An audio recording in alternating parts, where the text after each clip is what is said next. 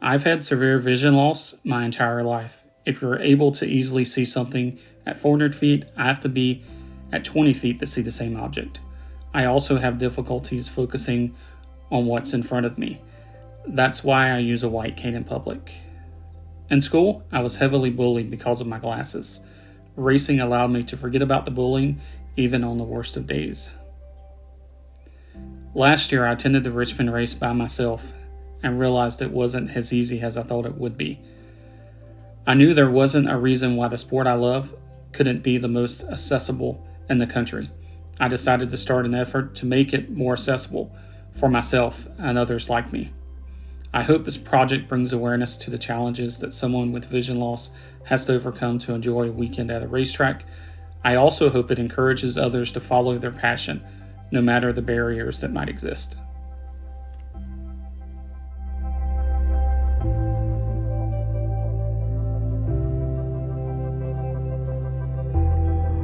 It's roughly 9:37 when we're headed to the Atlanta Motor Speedway.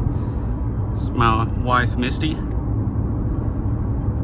At Atlanta this weekend, I don't have anybody to accompany to the race, so my wife brings me to the track and then she drops me off, and then she'll pick me up after the second race of the day, which will be the Xfinity race.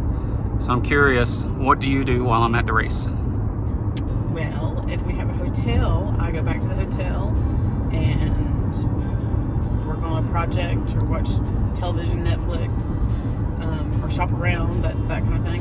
And if we don't have a hotel, I sit in the car and the back seat becomes a hotel room. I rest and work on projects or listen to podcasts, and I'm fine with all that. So is it just nice to unplug from the world for a little bit It is. and just to be in your own little world? So that's what you enjoy while I'm at the race. Right. And knowing that you're doing something that you enjoy, we're good. I'm curious, as you're heading into the track to drop me off, or you have to pick me up, what are some of your difficulties that you might have? There is no central location for a drop off of someone with a disability, or there's a place where you can park your car and you can potentially take a shuttle if you need to take a shuttle, but that's not well marked either. So, and trying to get back to that spot to pick you up is not possible in the afternoon or nighttime. It's completely shut off. Yeah, I think last year you had some issues with police officers not letting you come back in easily. Right. Every gate was locked coming in. They were only letting people out. I could not get back in the track. And that was even after you explained to them what you were trying to do. Yes.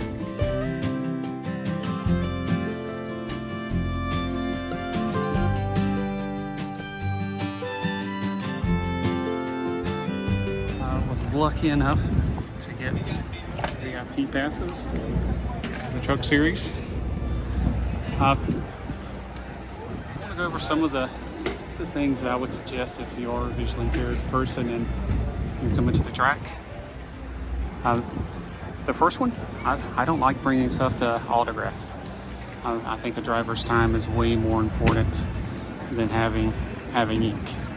And a lot of times when you don't have anything to autograph, drivers sometimes spend more time with you. I will say this though, remember that where we are, it's the driver's office.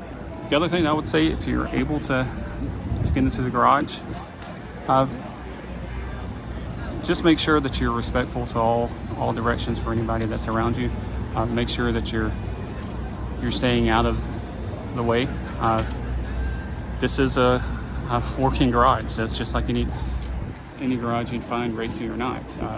It is dangerous. It does have the potential of getting injured. Make sure you understand your surroundings.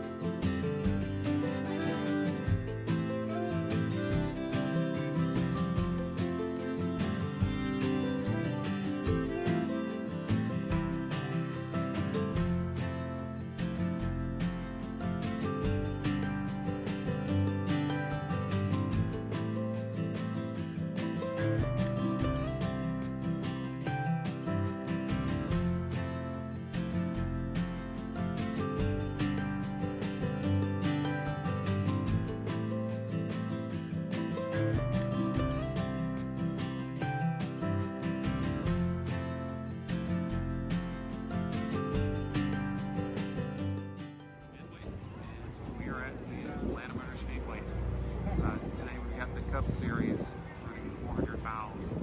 So it should be an action-packed day. The lines are super long. So when they're super long and you don't see well, just let the individuals know that you're passing, that you're not breaking in line. All that you're going to do is you want to see what's on the trailer or what's up for sale.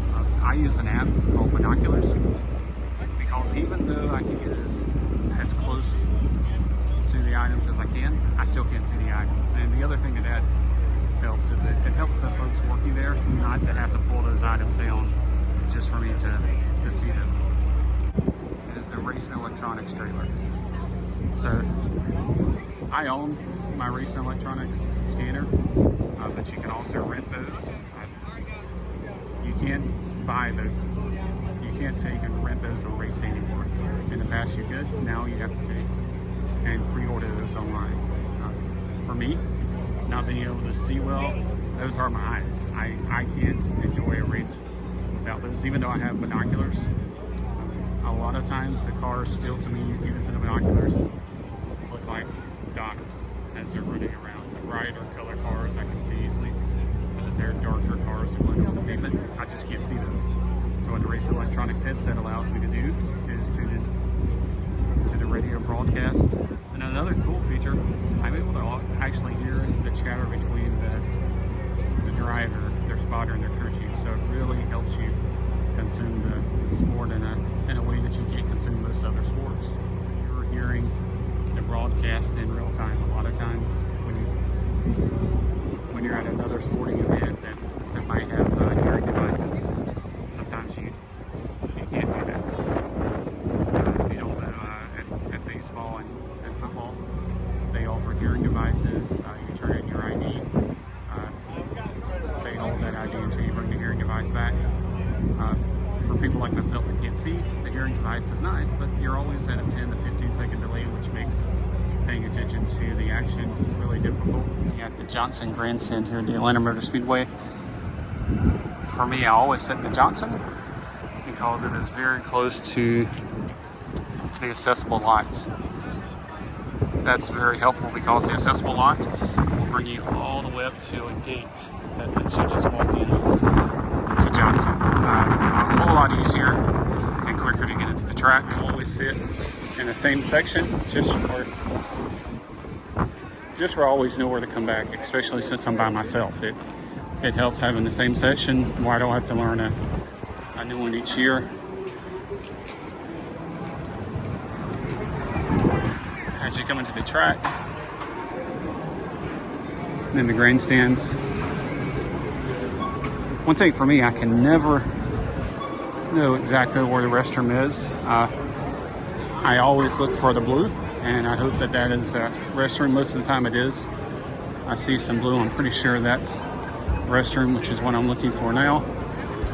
So I think that's the other difficult part sometimes. It's just finding the restroom, knowing what's food and what's souvenirs. And then another part here at the Speedway, it's just really difficult sometimes to tell what section. That's why, like I said, I always sit in the same section where I have markers.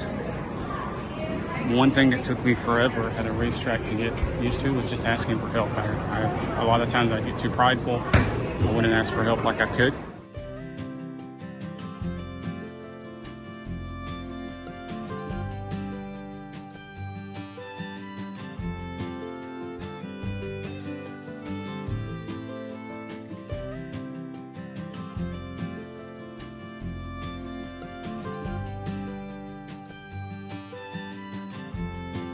Just had Bubba Wallace unfortunately get into an accident.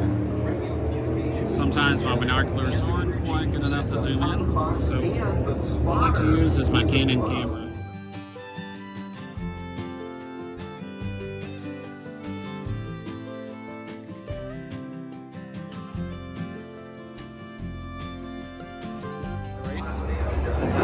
One part is my binoculars.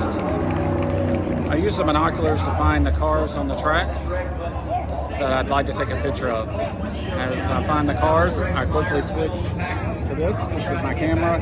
It is a point and zoom camera. It has a large screen on it where I can see the photos that I've taken. And with the 50 times zoom, it really helps me find what I'm looking at.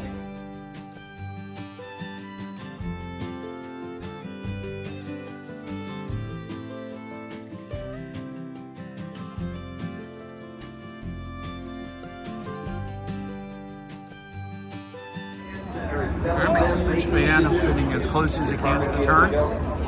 That's because I use my binoculars and my camera so much that it means I don't have to turn as much. Here in Atlanta, that's a little bit more difficult.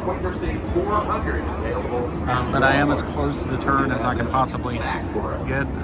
Other tracks like North Wilkesboro in a few months, I get to sit right in the turn. That way I don't have to turn back and forth. It just makes it easier when I'm switching between my camera, when I'm switching between my binoculars. I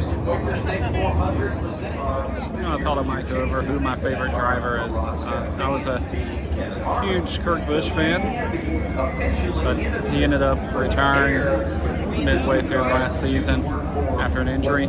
I've always been a John Hunter Nemechek fan ever since the first time I saw him win here at the Atlanta Motor Speedway a few years ago in the truck race. In the Cup Series, I've started pulling for Noah Gragson. Had a great interaction with him last summer at Atlanta. Also, I like Chase Briscoe. I think when it comes to picking a driver, you look at the driver that maybe fits your personality, look at the driver that you might have had a good interaction with. And the hardest things of being at a race, by myself especially, is finding the seats that I'm sitting in, especially from distance to me. Everybody looks the same. Always try to find a fan that has a brightly colored t-shirt on, a brightly colored hat.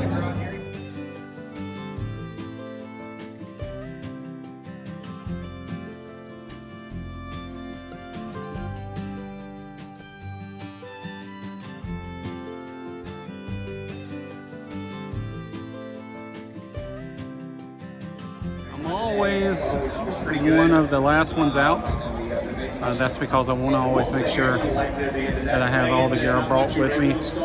Now, having somebody else with me to look behind me, I usually check back 3 times behind myself. Also, I repack everything up in its own case, my camera, my binoculars, my scanner. So I pack all of that up back in its own case. That way I can make sure I don't lose anything. We'll see you this summer at Atlanta Motor Speedway for the night race.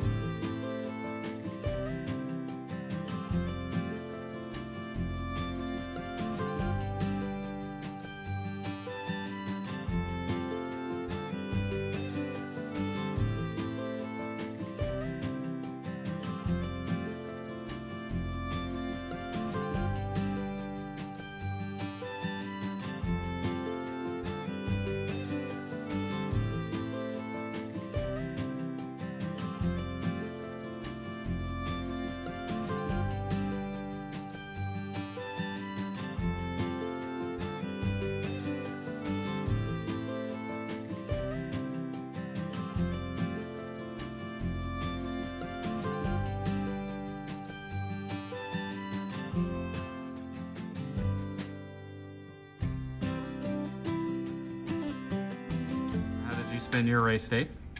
I listened to 2 podcasts and I read half of a book and watched the first episode of a new series on Netflix and ran and got me a drink and a kid's meal from McDonald's.